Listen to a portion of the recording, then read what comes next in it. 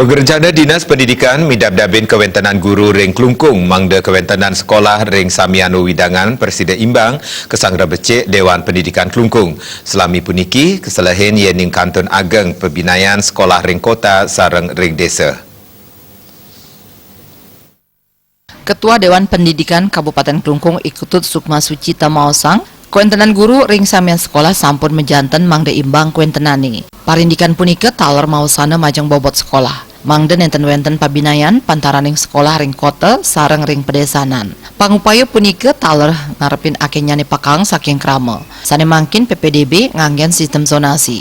Mangda sampunang zonasi mawah malih sangkaning pendidikan yang imbang kuentenane. Pendidikan mangda sida imbang saking undangan SD, SMP, kantos SMA, SMK ring Kabupaten Klungkung. Meningkatkan siswa kepada sekolah. Jadi mengurangi putus sekolah, meningkatkan daya serap sekolah terhadap siswa, dan siswa itu dekat dengan pendidik, dengan sekolah, dan di mana siswa itu bisa secara efektif untuk melakukan pendidikan. Dan ini memang sangat baik untuk dilakukan dengan syarat pemerintah harus komitmen untuk memberikan memenuhi sarana prasarana yang ada di sekolah.